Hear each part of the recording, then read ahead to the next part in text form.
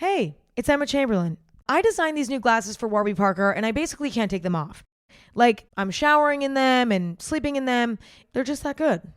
Go see them all at warbyparker.com. And you know what? Have a good day too. Okay? All right? Bye.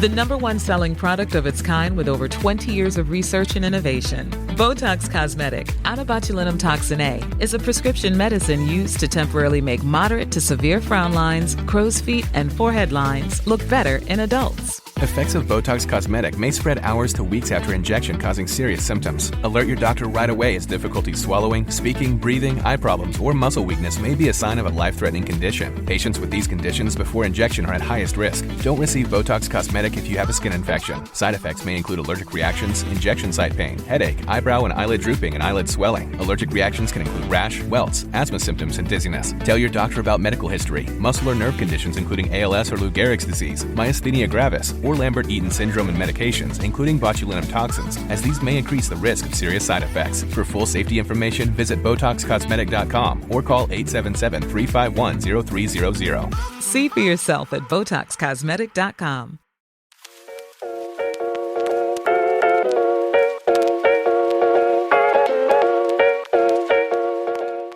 Hello, everyone, and welcome back to our Golden 20s podcast. My name is Sadie, and I'm joined by my co-host Tegan. And Hi. We either have the last episode of 2024 or the first episode of 2025, depending when you're listening to this, because I believe this episode is dropping on New Year's Eve. But regardless if it's the last episode of 2024 or the first of 2025, it is the perfect episode because we are going to be recapping our past year and then also sharing some of our thoughts and intentions as we head into the new year. We're also going to be sharing our 2025 ins and outs because it's still very in to share your ins and outs. So we're going to wrap up today's episode with that. But as always, before we jump into it, we're going to kick things off with a connection card. So today's card says, what belief about yourself no longer serves you? And I feel like this is maybe a good one for like thematically this episode. But I feel like a lot of my beliefs about myself are that no longer serve me are like job related. And I feel like probably lots of people, especially women, relate to like the imposter syndrome or the thinking of like, this is what I've always done, so this is what I should do. But I'm been really working this year to try and change my like thoughts around work. So yeah, it's still something I need to work on, but I don't think it's serving me. Like, I don't think being closed-minded in your career ever serves you. Mm-hmm. And I feel like a lot of the people who are successful around me are not close-minded, where they're like, everything's an opportunity. Like, I just say yes and I figure it out. And that's not my way of thinking. So all that to say, I'm trying to change it. Yeah. Interesting answer. I feel like all of my answers to all of these questions are always so similar or like on the same themes. But I think, hold on, read the question one more time. Something about yourself that's no longer serving you. Yeah, what belief about yourself no longer serves you? So, yeah, I was kind of vague in my answer, but that's on purpose. But that's fine. I think my answer, I don't know how to say this properly, but essentially that being independent is like the core of my identity and means that I have to do everything on my own. Like, I actually think my need to prove my independence to myself and like prove I can do all of these things on my own and create this life and live this life that I've always dreamed of all by myself. I don't need any help. I don't need a partner. I feel like that has gotten me to where I'm at so far in life. Like, it's gotten me really far in my career. I do live in an amazing apartment and, you know, I have this beautiful life that I've, completely built on my own.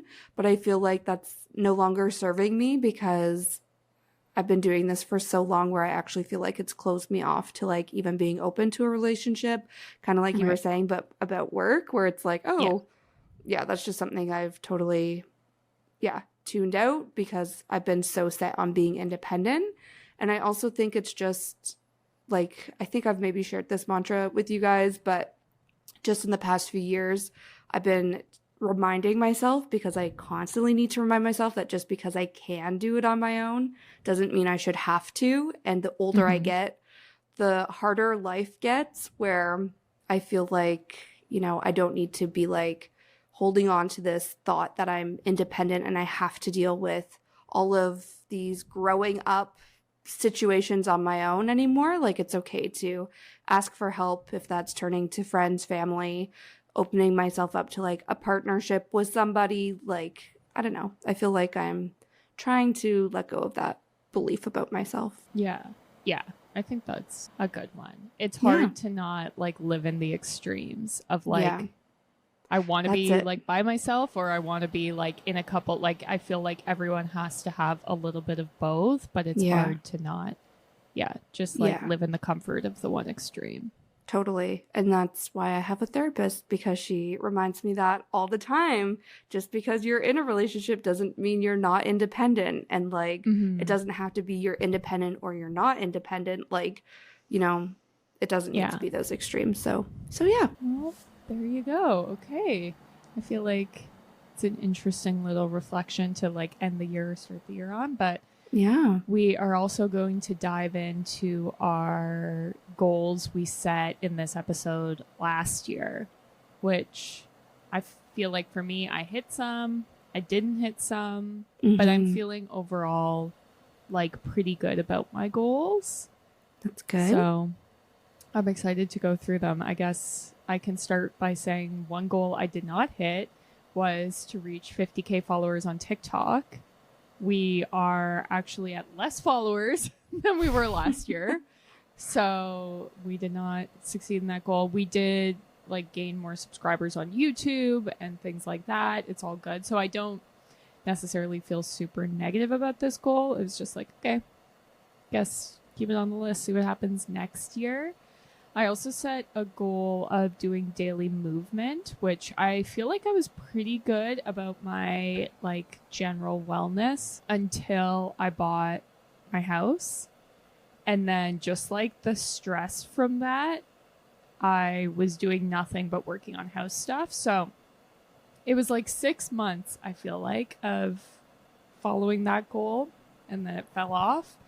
And I also set a goal for daily moisturizing, which was kind of the same thing. I was good at it, and then with the stress of the house stuff, stopped being good at it. And then it's probably been maybe like the last month to 2 months where I've started to get back into a routine. And this was something I like talked about when we were discussing like fall goals. So it's been good. Not perfect, but good. Another goal I set for myself was to buy a house. Did that, so that's exciting. Yay. And I remember saying that last year and feeling like, I don't know, nervous or like embarrassed about the fact that I could be coming back this year and saying that it didn't happen. So I'm glad it did, but now I'm also like, why were you nervous? Like, who cares? If it didn't work out, like it didn't work out. I don't know. But obviously it was like a big change and had a lot of emotions tied up in it. Another goal was to do a paid ad on the podcast, which we haven't done, but we have had some brands reach out to do paid social posts. So it's kind of like a half step towards that goal. And no phone before bed. I have succeeded in that. My phone is now no longer in my bedroom. So I go to sleep without my phone and I wake up without my phone. So that's exciting. And then I did want to say there's one goal I wrote that I did not achieve, and I don't want to say it publicly until I actually achieve it. So I'm just planting the seed now, and then hopefully, I don't know, we'll see. Maybe in like a few episodes I can be like, I achieved this goal, but I don't want to say it for now just because of the people I know who listen. This is so cryptic, and it's like, this okay, is so girl, mysterious. but if it happens, I will share it with the world, and you'll all be like, "Oh, okay, that makes sense." But okay, so stay tuned. Mm-hmm. I yeah. love What it. about you, Sadie? Yeah, I love that so much, and I'm glad. Like, I feel like this is it's nice to share our goals, even the ones we didn't achieve, because I feel like you were saying, like, sometimes it's embarrassing to reflect back on goals and like have these conversations, even with like friends and family, and be like, oh, I actually didn't achieve X amount of goals, or maybe you didn't achieve any of them or whatever. But I feel like they're still worthwhile reflecting on. And to your point, it's, you know, maybe, for instance, daily movement. That's something that you fell off from, but it's like you can really pinpoint why that was. And then for the new year, you can, you know, try to get back on track and, you know, break down some of the barriers that got in your way. So I feel like if you achieved your goals or not, it's still important to like reflect on them. So just wanted to say that, because that also was actually very much on par with my goals, where I don't know, I feel like I didn't achieve most of my goals, to be honest. And I haven't achieved most of my goals for like the past few years. I got really into goal setting, like I want to say 2017, 2018. And then it became my entire personality. And when the pandemic hit and I had like an identity crisis of being like, oh my God, who am I when I'm not this super ambitious, career oriented person? Like, what do I do with my life? I feel like I just kind of, I don't know, set goals that, well, I guess I set goals, but I stopped kind of believing in myself to actually achieve them, which was just like this whole journey. I don't know. I've been on the past few years, and I feel like I've been very open and honest about that in past episodes on the podcast. If you guys have been listening for the past 3-4 years, however long we've had this podcast. But anyways, all this being said, I didn't achieve a lot of my goals.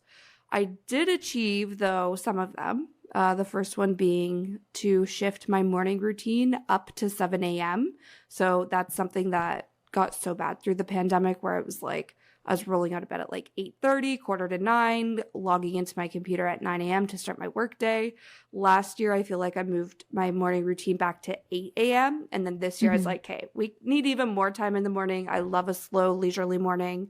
So just get up earlier so that I have that time for myself. So I feel like going back to the office obviously really helped kind of like make this a reality, since I have to get up earlier on my office days. But then it's just easier to keep a consistent morning routine, even on the days that I don't go to the office. So that's something I feel I'm pretty consistent with and I'm proud of. The next goal I had was to get out of the house every day. And this could be for a walk, it could be to run an errand, it could be for social plans. But again, my mental health has just been really suffering the past few years. And I feel like it's just due to like spending so much time at home, working from home full time, all of that. So I was doing really well with this, just getting out for a walk, a run, like I said, running errands, and then going back to the office has totally switched my mental health around, just because I'm out socializing. And I don't know, it just brought me back to life a little bit. So this goal, I feel like I did well. Go on at least one date a month was another goal. And this one I did not achieve.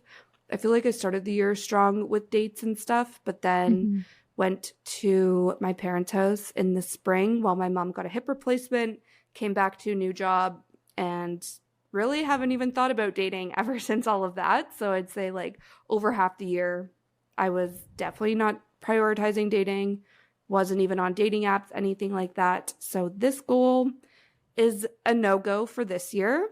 I also did not travel to Costa Rica or go to Osheaga Music Festival, which were two bigger goals that I set.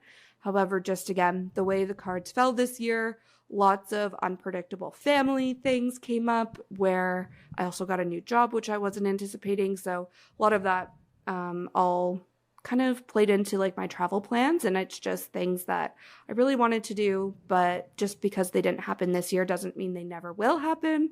There's things I can hopefully achieve in another year. Back to a goal I did achieve was to read 25 books and to try new genres. I'm hoping, anyways, we're recording this episode a little bit early, so I'm hoping I finish the book I'm currently reading to say I've achieved this goal, but I'm very determined to do that by the end of the year. But in any case, trying new genres was a big one because I read a lot of romance books. However, through our book club that Tegan and I are part of, I feel like we've been dabbling in like thrillers and mysteries and that sort of thing. Also tried fantasy for the first time this year, which I really wanted to do after hearing so many great things about Fourth Wing and then the ACOTAR series. So I feel like it was just nice to branch out. I also read probably the longest books I've ever read this year because of that genre. So I feel like that's something to be proud of. Despite reading longer books, I still read more books than I have in the past few years. So definitely feeling happy about that. A few other goals that I did achieve are to track my menstrual cycle and then getting contacts, which totally changed my life. I feel both of those things actually changed my life.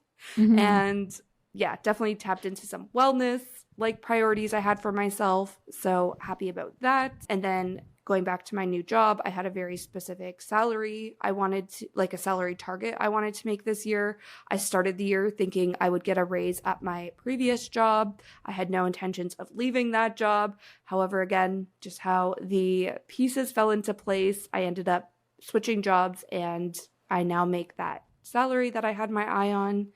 And then the last goal on my list is something I did not achieve. And everybody in my life is like, girl, when are you going to do this? And that is to get my G2 driver's license. For our American listeners, I actually don't know what the equivalent is of a G2, but right now, essentially, I have my beginners where I can only drive with an adult in the car, essentially, someone who's had their license for, I think it's like 5+ years. So the next step is to get my G2, which is I can drive completely on my own. I can drive on the highway where right now I can't. But that's just something I have zero motivation to do. I got my license, I think, 2 years ago after it expired in like my early 20s. And then it was like, okay, I have 5 years to complete all of this. And here we are 2 years in, and I've made zero progress. And I have, quite honestly, zero motivation to do this. So will I even write it as a goal for next year? I don't know. But that's a big one that I was really hoping to do. I have zero reason not to do it. Like why I didn't achieve it. It's just I have zero motivation. And it is what it is. So yeah, that's a rundown of my goals. Nice. Yeah, I feel like a theme in both of ours, which is maybe like a good reminder to share, is like having big life changes, like you getting a new job or me buying a house. Like a lot of times people set these as goals, but you kind of forget how much of an impact it has on the other areas of your life. And so it's like, it's the thing I talk about often is if you're writing like too many goals that are unrealistic, like even achieving one might impact your ability to finish all your other goals. So it's kind of something to think about, because I feel like it's almost easier to just write a list of like the grandest ideas. And then it's like, but do you actually want that? Because sometimes these things can make quite a big impact on your life. So a good reminder. 100%. I think it's also funny to like think back on what I thought my year was going to look like in January to what it actually ended up looking like now that I'm reflecting back on it all in December. So my like intention for 2024, the overall theme was to be the leading lady of my own life. And I remember just feeling so desperate to be like, I just want to like take matters into my own hands again and just like be the main character. And I feel like that was kind of everyone I talked to's intention for 2024, if I'm being honest. But I was like, no, this is my year. It's going to happen. But throughout the year, things just kept popping up. Again, a lot of family stuff, even stuff like the whole new job thing, like things where it's like all of this is not really what I thought my year was going to look like, but all of it's outside of my control. And sitting at the like end of the year, I'm like, this was not my year to be the leading lady. Like it just wasn't. And when I reflect back on it now, if I were to come up with a theme, definitely my theme of the year was just my Saturn return. And if you're also in your Saturn return, if you don't know what a Saturn return is, it's just essentially like calculating in your birth chart where your Saturn is based on where it was when you were born, based on like the time, day, place you were born. Once Saturn like re-enters that sign, essentially you're in your Saturn return. However, this only happens every like, I think it's like 27 to 30 years. So this is like my first Saturn return, probably your first Saturn return, Tegan's at least, for you listening, if you were born between like 1994 and 1996, chances are you're also in your Saturn return. And all this being said, it's just impossible to be in your Saturn return and the leading lady at the same time because your Saturn return is essentially like challenging you. It's like forcing you to level up, forcing you to like deal with the same hard situations until you learn your lesson to actually move on and like be bigger, better, and like handle things in a much, more productive, just better way. Where, I feel like that is 1000% my year, where it was just like, I don't know, I was down in the dumps, but I knew all of the work I was doing was worth it. You know what I mean? So sitting here now at the end of 2024, I'm like, okay, this was not my year to be the leading lady. This was my year to be like internally fighting all of my demons, proving to the universe, yes, I'm learning, I'm growing, we can move on. And I'm ending this year feeling way more myself than I have in years, which we're going to talk about as we go into 2025 intentions. But I don't know, just wanted to say that too, because I feel like this is the other thing. Like we were talking about like the pressure of setting goals and stuff. I feel like it's also like pressure to finding what that word of the year is, or like what is your intention for the year, and then feeling pressure to make that your reality, where it's like you can try, you know, to set goals and set an intention, but sometimes things just fall differently. The cookie crumbles in a different way than you thought, and that's okay. Yeah, I always struggle with like the word or the phrase of the year, even like when we go into 2025 stuff. I have some stuff written down, but I'm still like, I don't know if any of this is resonating. So there is the possibility that when we talk about goals next, I'm like, I was lying. Here's my new word or whatever. But and that's okay. Yeah, exactly. Great. Should we talk about some of our highlights from the year? Yeah, sounds good. Do you want to kick us off, Teg? Yeah, I feel like we have some similar highlights because we did like a lot of little adventures together. But one was we took a trip to New York City, which was so good, even though I nearly died. Besides me nearing death, everything else was great. And the fact that I nearly died and it's still a highlight, I feel like speaks to how good the trip was. So definitely that. But we also had just like so many cute little cozy like winter dates. I feel like we did a candle making workshop, which for some reason was just like the best. And so good. Just love it. My candle, I only burnt during that very specific time. And now every time I smell it, it just like brings me back. So that was definitely a highlight. We did like our little photo shoot for our cover art, which was also pretty cute. And lots of live music. We went to see Noah Kahan, and I got to see Taylor Swift, which this wasn't a goal of mine to see the Eras Tour, but I did put it all over my vision board. And I was like, I will be there. I don't know how, but I'm like, I'm going to win a contest or someone's going to offer me a ticket. Like, it's not a doubt in my mind that I will be there. So then the fact that I got to go, I was like, yes, I created my destiny. So that was quite exciting. Yeah. And I went to 3 weddings this year, which was fun. I really love getting like fully dolled up. And then I can force Tyrell to take pictures with me, which I also really love.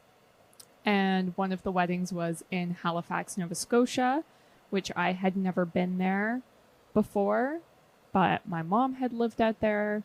So that was kind of cool. And it's where a lot of like my Scottish relatives, when they immigrate to Canada, they first step like on Canadian soil in Nova Scotia. So that was kind of cool as well. And I also kind of went out of my comfort zone trying a bunch of different wellness stuff this year, which is like very different. I used to like 5 years ago be so anxious about like going to a workout class by myself, where this year I did like Othership, which is cold plunging by myself. I've been trying like reformers Pilates and just all this different stuff. And I feel like that's really helped me like tap into who I want to be going forward in the next year. So that was also a highlight. Also did some road trips, and I went to a cranberry bog, which is so random, but it's something my husband's family has done a lot, and I've just always wanted to do it. And this year I was like, I'm booking it. I don't care. We're going to the Cranberry Bog. So I was excited about that as well. Future you faces some big expectations. Work out more, go to bed earlier, and most importantly, make smart money decisions. Thankfully, today you has Bank of America. One place with tools and guidance to help balance tasks from budgeting to saving. So you can just be you with big plans. Do more with a bank that asks, what would you like the power to do? Explore our tips and more at bankofamerica.com/futureyou. Hey, it's Austin James. Yes, I'm living with diabetes, but it doesn't have to define me. Thanks to the Freestyle Libre 3 Plus sensor, I get real-time glucose readings throughout the day. The Freestyle Libre 3 Plus sensor is small and easy to wear, giving me the freedom to focus on my life as a parent and a musician. Now this is progress. You can get a free sensor at freestylelibre.us. Offer available for people who qualify. Visit myfreestyle.us to see all terms and conditions. Certain exclusions apply. Data on file. Abbott Diabetes Care. For prescription only. Safety info found at freestylelibre.us. Yeah, I love that so much. I feel like, yes, I have a lot of those things on my list as well. First of all, I was going to say, for the trip to New York, we did a whole episode recap after that trip. So if you guys want to hear about it, or if you're planning a trip to New York and you want to like recreate this ultimate trip that was a highlight for both Tegan and I this year, like go check out that episode because it is a lot of fun. And yeah, I'll probably listen to it back just because it was relive the it's memories. such a long episode too, but it's just because we're just like giggling and having fun. So yeah, it's a good 100%. And the whole reason for that trip was we saw Billy Joel at Madison Square Garden, which I always say when people ask me about that trip, I'm like, I didn't know that was something that should be on my bucket list, but while I was living it, I was like, this is a bucket list item. And I don't know, I feel like that was just like so fun. So anyways, that was on my list. Tegan and I also participated in a bachelorette in the city. I don't think that's the right word, but in any case, we kind of helped plan it a little bit. And it was just so fun because there were so many people from outside of the city who came for this bachelorette. And I feel like Tegan and I were just like running the city with these girlies and it was the best. So it was also like right at the beginning of summer. It was over Pride weekend. Like it was just such a good weekend in the city. And we did so many like touristy things in the city that I actually hadn't done yet, but wanted to do, like make our own lipstick. Like, I don't know. It was just so fun and like girly. And it was also, sorry, I don't need to explain why this was a highlight, but I'm going into it. It was also after like my first 4 weeks at my new job where I had like completely isolated myself because I was like completely brain dead after work all day, every day.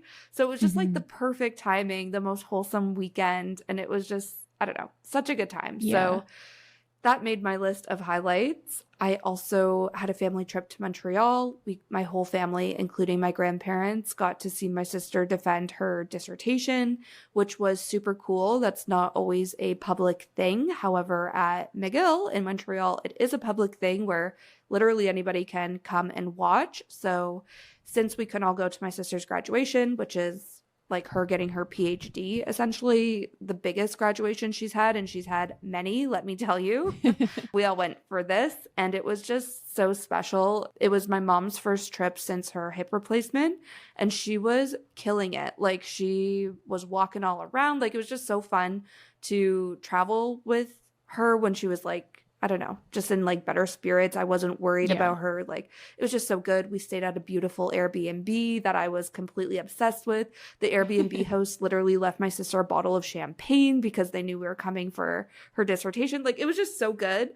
And my grandparents were there as well. My papa, like 2 weeks later, was diagnosed with throat cancer. So I think it just made that trip even more special because it was like we were all there together. So yeah, that was definitely a highlight of the year.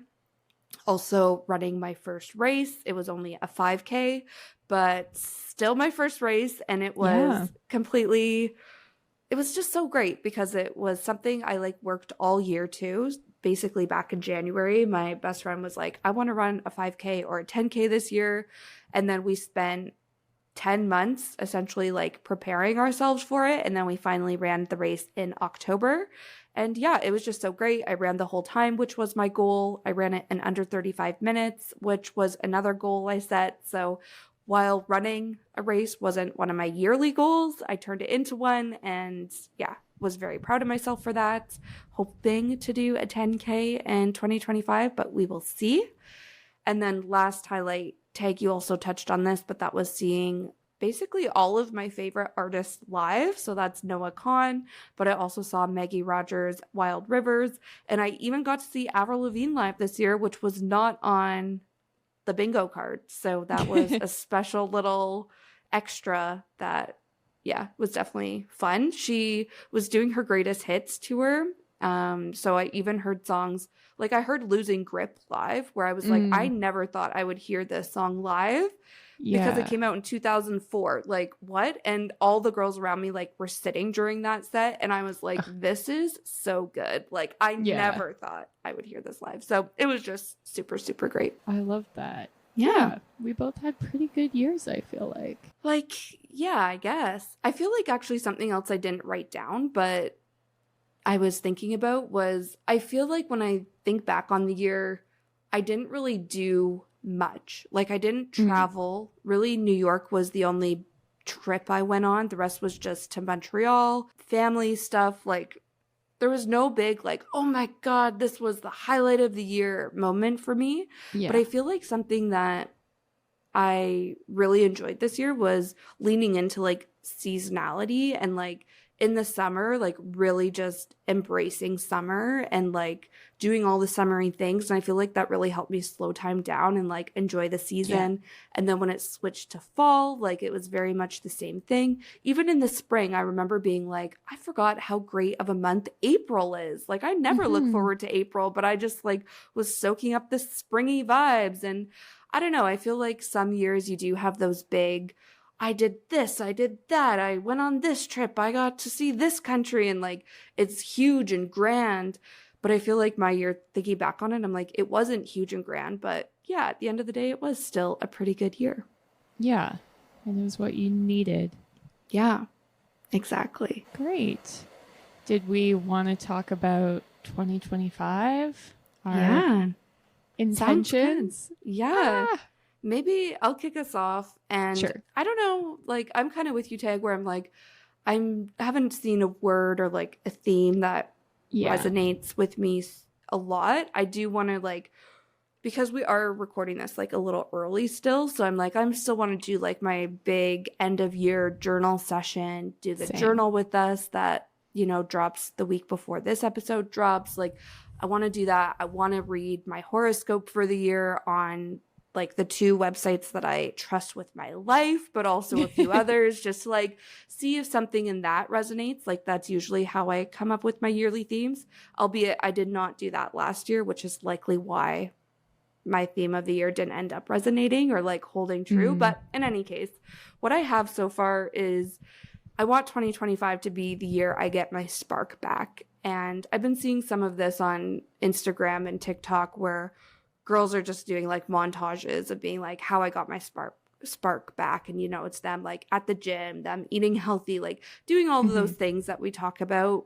And I feel like on the podcast in general, but I feel like this is hitting or resonating with me just because I've been so desperate to turn around like my mental health in the past few years. I come on every single year in this exact episode talking about how, you know, I need to turn things around. I want to be selfish again and like be okay with that and like living life on my terms, living life to the fullest, like all of that. But I feel like things just always pop up where I'm like, I don't know, internalizing things in a negative way where it's always like setting me back, even if I am making progress and taking a step forward too. So I feel like 2025, I'm like, I don't know. I just want to get my spark back. I want to shed all of the shame that's been like piling up and like manifesting in me over the past few years. I want to like get back to being like so unapologetically myself. I don't want to feel embarrassed or like, I don't know, insecure about things because I feel like the past few years, that's really derailed my entire like outlook on myself and like an inner dialogue, if you will. So this year, yeah, I just want to shed that shame, be myself, get my spark back. I feel like part of that too is chasing new experiences. I feel like that's something that is actually really hard and uncomfortable, is to do something new, if it's big or little. Like you were saying, Tag, like if it's going to a wellness studio or a fitness class by yourself, like that can be scary. But I feel like those are the types of things that, I don't know, will help me reconnect and get my spark back. So yeah, that's kind of what's coming to mind for me right now. I love that. Yeah, I'm kind of in the same boat where I haven't done my major like reflection yet, so we'll see. The only thing that's kind of like coming to mind for me is trying to be like the most authentic version of myself. And to me, that means like recentering everything around my values. I have like a set of 5 values that I did like all this journaling through the fall to come up with. And I feel like they all really resonate with me. And so I just want to keep coming back to being like, is this aligned to who I am and what I want to do? So I don't know, something in there. We'll see. I am really excited for New Year's because I want to do like a New Year's reset where I do like 30 days of yoga or Pilates like I do every year. And this is the first year where I'm not going to be doing dry January. And I kind of talked about this. I think I definitely brought it up in an episode, but I had done it like 3 or 4 years in a row. And the last year I was just like, this is not hitting. 1, it's not hard at all. 2, like I just wasn't feeling accomplished. I wasn't feeling any different before and after. And then I was like, then why am I doing it?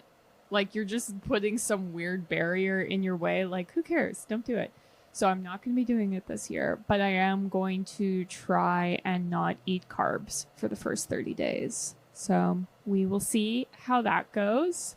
So I can still drink alcohol, but only if it's low carb.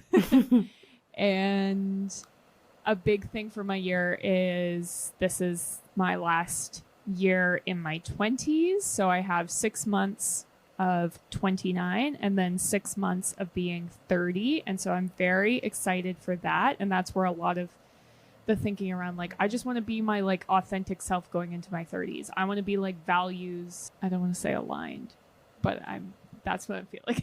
Yeah. So yeah, just trying to set myself up to be like, how do I want to feel when I turn 30? I want to be like physically fit because I work at a desk.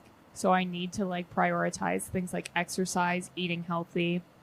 I want to continue doing my skincare. I've gotten way better at like my morning and nighttime routines with the not having my phone in my bedroom being a big part of that. So I'll just continue building on that. And I want to continue setting up my house and specifically my guest room. One of my major goals is to have a guest stay in the guest room, which it's currently like a construction zone, but I have a full year to get someone to stay there. I feel like I can do it.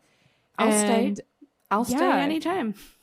Just, we need a bed. We need to put up some drywall and then we'll get it sorted. But I feel like that's an achievable goal. So, and I want to get stronger reading all of these fantasy books. I'm just like so motivated to be like getting jacked and working out.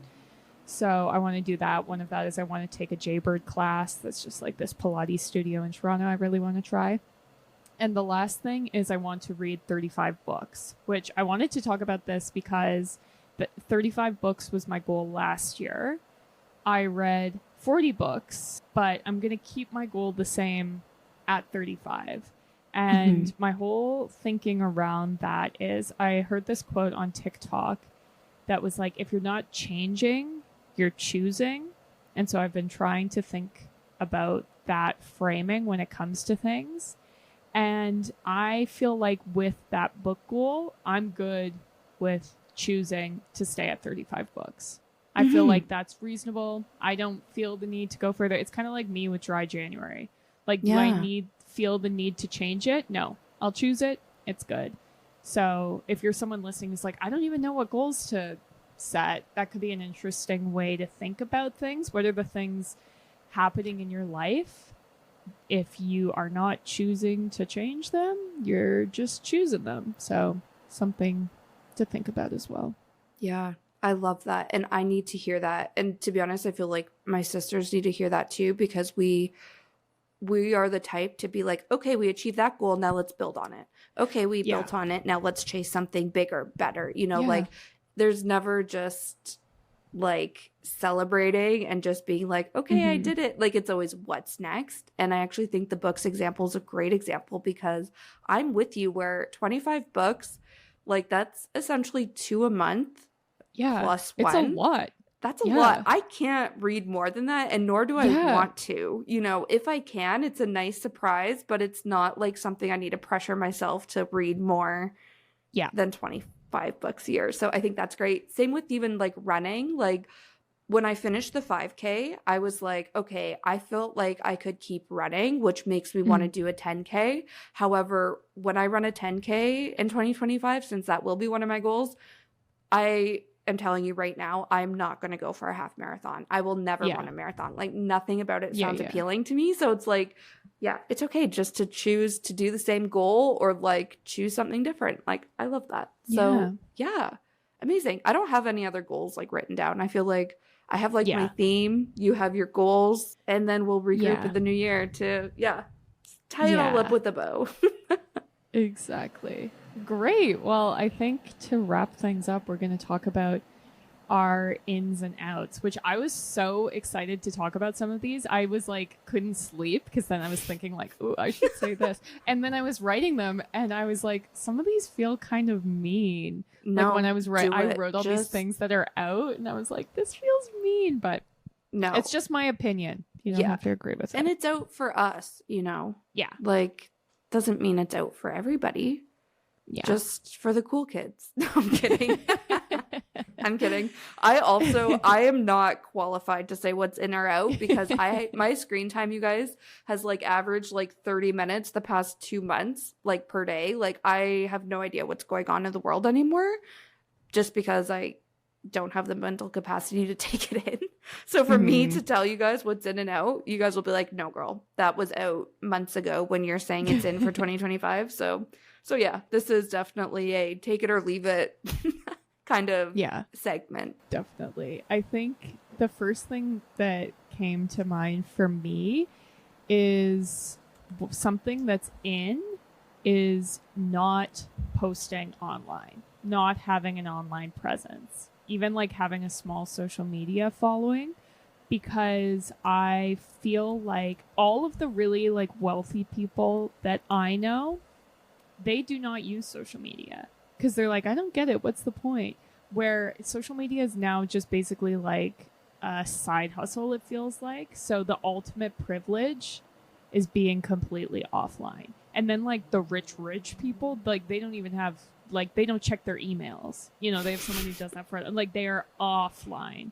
So I feel like, I don't know. I've also just felt a shift where every time I go to post an Instagram story, I'm like, why does this feel so cringy? Yeah. So I don't know. I just feel like that kind of posting is out. Being offline is in. I love that so much. I think the first thing on my list was hobbies are in, side hustles are out. And I feel like it's kind of actually similar to what you were just saying, where, it's just that need to be like showing off and like proving yourself and making money and hustle, showing everybody you're hustling. Like that's very out, where being cozy at home, doing hobbies, maybe signing up for a class, but doing something for yourself that is just very intentional, self-care, I don't know, intentional me time, like that's in. So yeah, cozy hobbies, yes. Side hustles, no. I love that. This is one that I was writing and I was like, maybe this feels mean, but I hope it's not. But something that I think is in is like strong Pilates arms, and something that I think is out is being like very, very skinny. And I've seen like a lot of this discourse going around on TikTok, and the thinking is because Ozempic is so much easier to get access to, it'll be easier for average people to be skinny. where muscle, you have to like have the time and the money to earn it. So that'll now become more desirable. And I love that because I also want to be strong. So I'm hoping that it's in because that's what I want to look like. I love that. Next on my list for in, there's not a corresponding out, just in. And it's on the list because I'm personally excited about it, is hobo bags. Boho bags? No, I'm pretty sure they're hobo bags. Do you know what I'm talking about? It's like big bags that have zero structure and you just throw all your shit in them. Yeah. When I was in high school, I lived for these bags. They're very like Mary-Kate and Ashley vibes, okay? Yeah. I lived for these bags. Now I'm, you know, in my Lululemon belt bag era, but I keep seeing like so many ads. This isn't like fashion houses by any means, but Gap, Coach, like I'm getting all their like Instagram ads and they all have these bags and I'm just like, oh my God, this is the purse of 2025. Gone are the little like shoulder bags, you know, where you can fit maybe a lip gloss in it. No, we're doing like huge ass hobo bags where you just dump all your shit in it and I can't wait. I love that. Yeah, I'm excited. I love the boho stuff.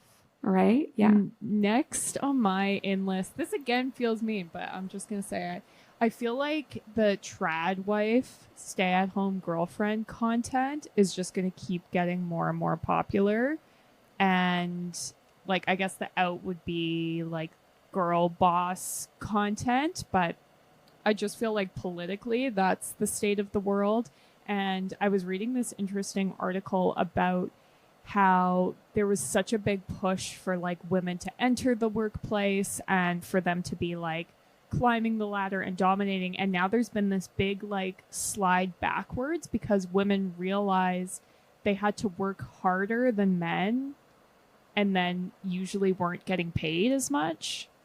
And so there's been this sort of reaction to that where women are like, well, if I have to work harder and I get paid less, I would rather just stay at home. And then I feel like that's kind of being cultivated in these online spaces. So whether or not I agree with it or think that like this is the way the world should go, I feel like it's just going to get more and more popular. So, yeah. Interesting. I have a lot of thoughts on that. That is not in for me, but in any case, it's not in for me, but the world, I feel like it will be. Yeah, potentially. Next on my list is something I think I said last year, and that is dinner parties. I feel like, again, maybe if it's that stay-at-home girlfriend who's just like hosting and throwing parties for a living or making content for a living, because I feel like that's most of the dinner party content I see. Yeah. But I do feel like, having cozy nights at home, dinner parties. This also could just be us going into our 30s and craving a night in over a night out. But in any case, dinner parties are still in for 2025. Yeah. I love that. Love a dinner party. It is interesting. Like there are some of these like that are connected, like the dinner parties and the trad wife content. But anyways, I think something that's in is unique faces and something that's out is filler and Botox. And this is kind of the same thought process as Ozempic becoming more and more available for people. It's like as more and more people like normalize getting filler and Botox, I think not having it will make you more interesting to look at. And I also see this around like veneers as well, where now people are just like, I hate celebrities who have veneers. And I love seeing people with regular teeth. So I think that that will also be something interesting to look at in this next year, is like how having like wrinkles will be kind of cool. Like it'll be like an act of rebellion or something, like how Pamela Anderson doesn't wear makeup and like that whole vibe. So yeah, interesting. Next thing that's in on my list, this one's so loserish, but water bottles. I feel like the past few years have been like the year of the Stanley, and you know, everybody's fighting over the Stanleys, getting the latest colors, patterns, whatever. But I feel like lately, one of the companies like I run paid ads for is big in sports. So I just hear about all these big water bottle brands all the time. But like Awala is huge this year. Like one of our like top search terms for like branded keywords and search ads and stuff. It's just like, what the hell? So I feel people are branching out from just having Stanley, and it's not even just like the Stanley takeover. It's just like people love their hydration brands. Yeah. And this is just a thing of 2025. Yeah. Well, this kind of aligns with one of the things I think is in, and it's like individuality, I feel like is so big. It kind of always has been. Like, I remember when I was in university, we talked about like, why is Starbucks successful? Why is Apple successful? And it was because it was like highly individualized. But I just feel like there's so much. I could get into this whole rant about AI, but I feel like there's a lot of like sameness and the morphing of like, we're trying to make everything as average as possible. And people are very into, at least in TikTok, trying to be like very unique, very individual. And so I think that individuality, being a little weird, will be in.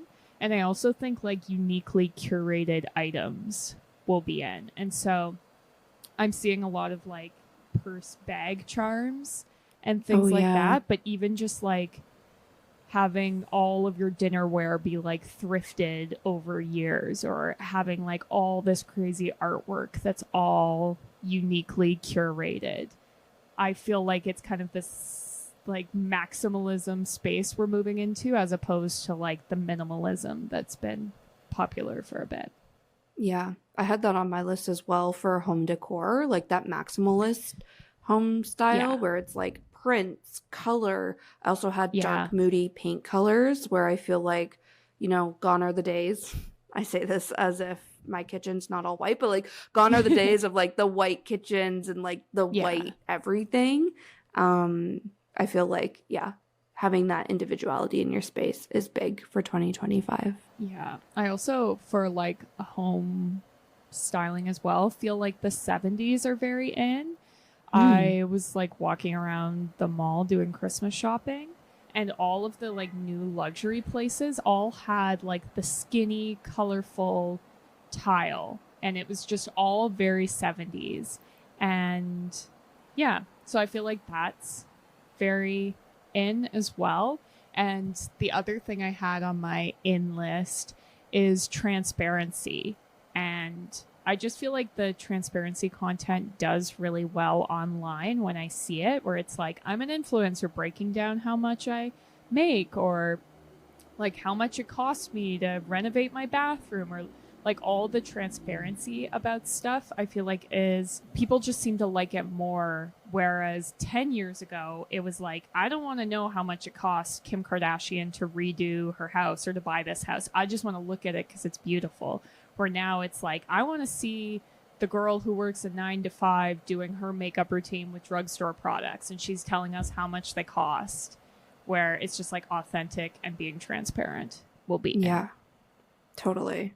I have so many points around that too for ins and outs. I think my in that kind of falls in this space, and it's my last in, is blogging. I feel like blogging is coming back because it's like just words, you know, it's not that curated, beautiful image that you see on Instagram, or like this nicely edited TikTok with perfect transitions that you see on TikTok. Like, it's just people's real honest thoughts in words, maybe like you can still do like podcast clips and like graphics in a blog post, whatever. But I feel like blogging is very in for a lot of those same reasons, where it's just like cut the BS and like the glamour of content that we've been inundated with the past few years, and just like give me the content I want to see. And I also think it's coming from everyday people and good writers, not just, you know, pretty like white thin people on social media, you know what I mean? So this is like the rise of Substack, and like I just think there's going to be a big shift in blogging. But that kind of takes me into my outs, and I have influencers as being out, and it's for all those reasons you just said, where at least me personally, I just feel so disconnected from influencers lately. And I feel like this is a common feeling when the cost of living is so expensive and it's like impossible to keep up to these influencers you watch all the time who are living these glamorous lives. Their whole skincare makeup is from the routine, are from Sephora. They're going on trips. They're getting all this free shit. Like, it's just, it's not inspirational. It's not even aspirational anymore. Like, it's just annoying and feels very out of touch. And yeah, I feel like there's been like a big shift to, we don't care about this anymore. We just want to see that 9 to 5 girly who has the drugstore makeup routine, like you were saying, Tag. Like, that's the kind of influencer, if you will, that I think people are craving. And this is the type of person that'll do best, I think, on social media in 2025. So yeah, I feel that way as well. I think very similar to that is also celebrities. I went on a hot take rant to Tag in about this a few weeks ago, where I was just like, I can't wait for our ins and outs because my biggest out is celebrities. Everybody's gonna hate celebrities. Everybody's already starting to hate celebrities, and it's for that exact reason. Like, they're just you can still have a favorite singer, you can still have a favorite actor, you're still gonna listen to, the newest album from that favorite singer, go see that favorite actor or whoever in a movie. Like, that's not what I'm saying. I think their talent and stuff you can still appreciate and but it's just the idea of celebrity and yeah, I don't know. I feel like that's going to be very out. I also feel like the whole, you guys haven't heard me talk about the Diddy case in a while, but I was hot on that when it was first dropping. But I feel like that's also really going to divide Hollywood in 2025, where it's just going to make celebrities, everyone's going to have the ick from celebrities if you don't already. Yeah. I am very curious to see how it all shakes out. Yeah. Because it's I don't know. I feel like there was a similar movement with the Me Too thing, and then everyone just seemed to get over it. And I'm like, why are we getting over that there's a bunch of rapists in Hollywood? But then, I don't know. So I am very curious, but I definitely agree that influencers, celebrities are out kind of on the same wavelength. One of my outs was long press tours. I don't know what is going on in Hollywood, but I'm I actually worked with someone who was every time I want to see a movie, I see the trailer and I'm like, okay, yeah, I'd see that. And then I get inundated with these people being so ridiculous that I'm like, okay, can you just shut up? I was going to see your movie. He was talking about Wicked specifically, but I'm like, that press tour was so long. They were commenting on things that happened in the press tour. I'm like, it shouldn't be that long that you're commenting on other interviews and just seeming so out of touch. I don't know. Maybe that was theater kid energy that was also happening at the same time.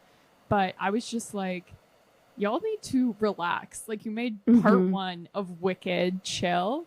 And I feel like this is probably Barbie influence on the world of Hollywood. But I'm I can see it. Give me the trailer and 5 interviews and I'm good. And I'll go see your movie. But if I then have to see 45 interviews of you saying the same thing, I'm not really interested. And the other out I had was AI art specifically, because I feel like AI is here to stay. And I saw this article that said that women are very anti-AI and it's going to leave them left behind, in the workplace. So I'm trying not to be like that.